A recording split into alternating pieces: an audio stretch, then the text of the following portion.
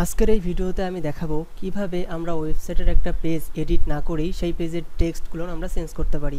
যেমন এটা হচ্ছে আমার একটা ওয়েবসাইট আমার ক্লায়েন্টের জন্য ডিজাইন করা। তো আমি চাচ্ছি এই পেজের মধ্যে কিছু টেক্সট আছে যেই টেক্সটগুলো আমি বারবার এই পেজের মধ্যে একটা সেম পেজের মধ্যে হয়তো বা এই সেম টেক্সট আমি বারবার ইউজ করছি, অথবা এমন হয়ে গেছে যে এই টেক্সটটাই আমি আমার হোম পেজের ক্ষেত্রেও ইউজ করছি, অ্যাবাউট আস, সার্ভিস, প্রজেক্ট, অন্যান্য পেজের ক্ষেত্রেও আমি সেম টেক্সটটাই ইউজ করছি। সেক্ষেত্রে আমরা এই পেজটা এডিট না করে এডিট উইথ এলিমেন্টর না দিয়ে আমরা কীভাবে এই টেক্সটটা চেঞ্জ করতে পারি।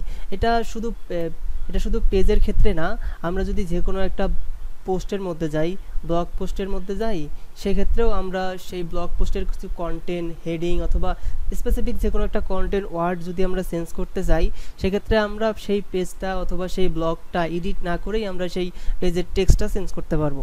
তো সবার প্রথমে আমি এই ওয়েবসাইটটাতে লগ ইন করা আছি, আমি অলরেডি লগ ইন করা আছি। তো আমার একটা প্লাগ ইন লাগবে এই টেক্সটটা চেঞ্জ করার জন্য। তো আমরা যদি ব্রাউজারে সার্চ করি nixtool.com, এখানে প্লাগইন পেজে দেখতে পারবো একটা প্লাগইন আছে, এটা হচ্ছে next find and replace WordPress plugin. আমরা এই প্লাগইনের মাধ্যমেই টেক্সটগুলো রিপ্লেস করব। তো আমি ডাউনলোড বাটনে ক্লিক করলাম। হ্যাঁ, প্লাগইন এখান থেকে আমরা ক্লিক করে প্লাগইনটা ডাউনলোড করতে পারবো। তো আমি প্লাগইনটা ডাউনলোড করে নিলাম। এটা খুবই ছোট একটা প্লাগইন, 10 কেবির একটা প্লাগইন, এবং ডকুমেন্টেশনও আমরা এখান থেকে দেখতে পারি যে আসলে প্লাগইনটা কীভাবে কাজ করে এবং আমরা কীভাবে ইউজ করবো সেগুলো আমরা দেখতে পারি। তো আমি দেখাই দিচ্ছি এই ভিডিওতে। তো প্লাগইন আমার ডাউনলোড করা শেষ। তো এখন আমি ওয়ার্ডপ্রেসের ড্যাশবোর্ড থেকে প্লাগইনে এসে অ্যাড নিউ করি, আপলোড প্লাগইন। আমি এখান থেকে প্লাগইনটা ড্র্যাগ অ্যান্ড ড্রপ করে এখানে দিয়ে দিলাম আর ইনস্টল নাও করলাম। Active plugin.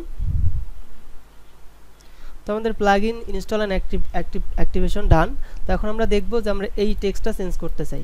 তো এই প্লাগইনটা আমরা এখানে যদি আসি ড্যাশবোর্ড থেকে সেটিংসে যদি হোভার করি, তাহলে আমরা এখানে দেখব নেক্সট ফাইন্ড অ্যান্ড রিপ্লেস। তো আমরা প্লাগইনের ড্যাশবোর্ডে চলে যাই। তো এটা হচ্ছে প্লাগইনের ড্যাশবোর্ড।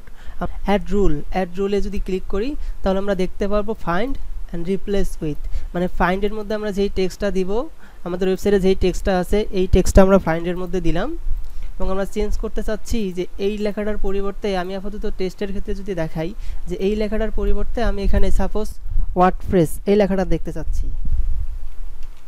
আমি সেভ চেঞ্জ করি। এখন যদি আমরা পেজে এসে রিলোড দেই, তাহলে দেখতে পাচ্ছি যে টেক্সটটা খুব সহজেই চেঞ্জ হয়ে গেছে। সেম একইভাবে যদি আমরা নিচে আসি, নিচে এসে যদি আমরা এই হেডিংটাকে যদি কপি করি, অ্যাড রুলে ক্লিক করে আর নতুন একটা রুল যদি আমরা অ্যাড করি, ফাইন্ডের মধ্যে টেক্সটটা দিলাম, এবং এইখানে আবার যদি আমি যে কোনো কিছু লিখতে পারি, সাপোজ আমি টিউটোরিয়াল লিখলাম, সেভ চেঞ্জ দিব। আবার সেভ করার পরে আমরা এসে যদি এখানে এসে রিলোড দেই, তো আমরা দেখব যে এখানে লেখাটা চেঞ্জ হয়ে গেছে।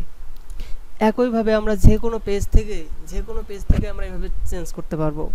আমরা আমি সার্ভিসেস পেজ থেকে এই অ্যাড রুল থেকে যদি আমি এটাকে শুধু সার্ভিস করে দেই, সেভ চেঞ্জ করলো, এখানে এসে রিলোড দেওয়ার পর আমরা দেখব যে হ্যাঁ টেক্সটটা চেঞ্জ হয়ে গেছে। এভাবেই আমরা খুব সহজেই একটা পেজ সরাসরি এডিট না করেই আমরা ছোট্ট একটা প্লাগইনের মাধ্যমে এই কাজটা করে ফেলতে পারি। আপনি আনলিমিটেড, আপনার যত খুশি আপনি তত রুল অ্যাড করতে পারবেন। এটা সম্পূর্ণরূপে ফ্রি, আনলিমিটেড আমরা রুল অ্যাড করতে পারবো। এখানে ক্লিক করে আমরা রিমুভও করে দিব।